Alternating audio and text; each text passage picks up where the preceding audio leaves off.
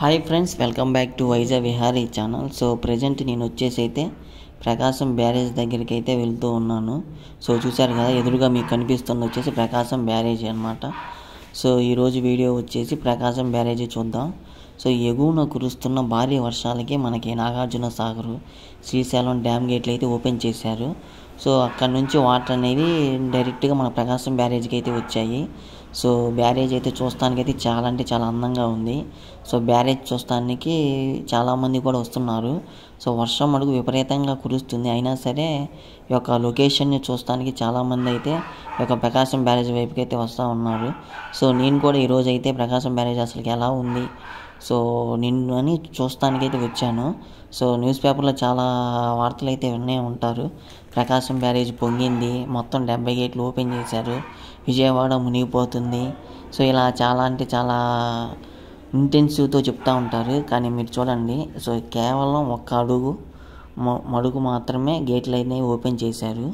So మొత్తం water అనేవి అలా స్టోరేజ్ అయితే చేశారు. ఎందుకంటే ఈ వాటర్ అనేవి మొత్తం ఇప్పుడు కానీ ఓపెన్ చేశారే అనుకోండి, ఇవి డైరెక్ట్ బంగాళాఖాతంలో కలిసిపోతాయి. సో వాటి వల్ల మనకి ఏ ఉపయోగం ఉండదని చెప్పేసి ఈ డ్యామ్లో అయితే ఇప్పటివరకు అయితే గేట్లు అనేవి పూర్తిగా అయితే ఓపెన్ చేయలేదు, జస్ట్ ఒక అడుగు మడుకే ఓపెన్ చేశారు.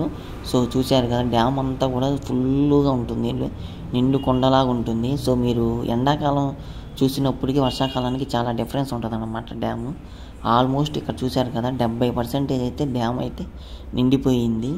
సో ఇంకా ఎందుకు ఈ యొక్క గేట్లు ఓపెన్ చేశారంటే ఎగువన ఇంకా భారీగా వర్షాలు రావటం, అదేవిధంగా మున్నేరు అంటే కృష్ణానది ఒక ఉపనది అయినటువంటి మున్నేరు విపరీతంగా పొంగటం వల్ల సో డ్యామ్ గేట్లు అయితే ముందుగానే ఓపెన్ చేశారు. ఏమన్నా అనుకోకుండా అంటే పోయిన సంవత్సరం వచ్చినట్టు ఏమన్నా వస్తుందని చెప్పేసి. సో ఇక్కడ చూశారు కదా, ఆల్మోస్ట్ అయితే రీచ్ అయిపోయింది అనమాట 70% వరకు.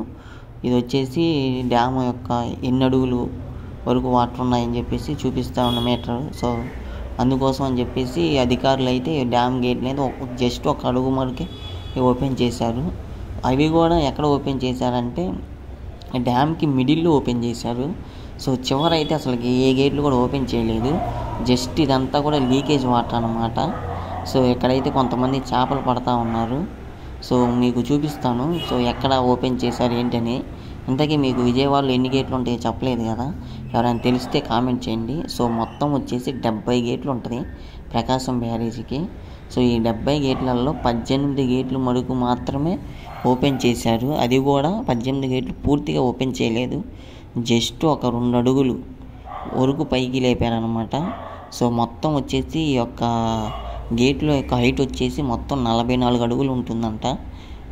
సో వాటిలో 2 అడుగులు మరికే ఓపెన్ చేశారు. సో చూశారు కదా, చాలా అంటే చాలా ఇవంతా కూడా వేస్ట్గా సముద్రంలో కలిసిపోవాలి.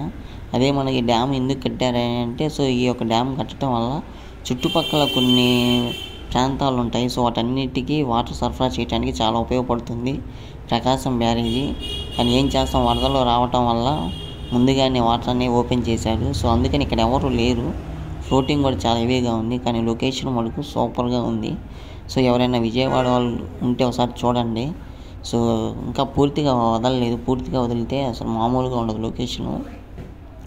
ఇక్కడ నుంచి మీకు వ్యూ పాయింట్ ఒకటి చూపిస్తూ ఉన్నాను. వ్యూ కూడా చాలా బాగుంటుంది, చాలామంది ఇక్కడికి వచ్చేసి ఫోటోలు దిగుతూ ఉంటారు. సో అండ్ చాలా ప్రశాంతంగా ఉంటుంది బ్రిడ్జి పైన. ఇప్పుడైతే కొంచెం రద్దీగానే ఉంది బ్రిడ్జి కూడా.